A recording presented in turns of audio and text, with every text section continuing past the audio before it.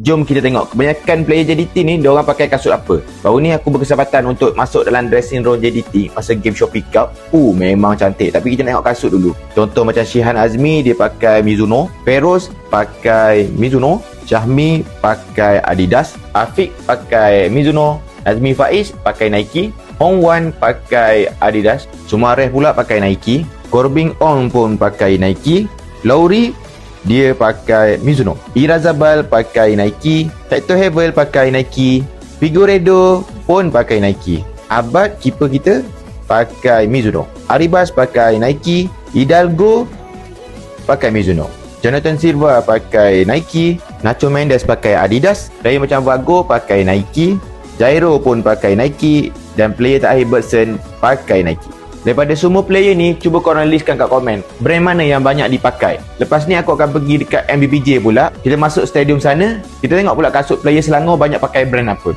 Apa pun, sukan untuk semua.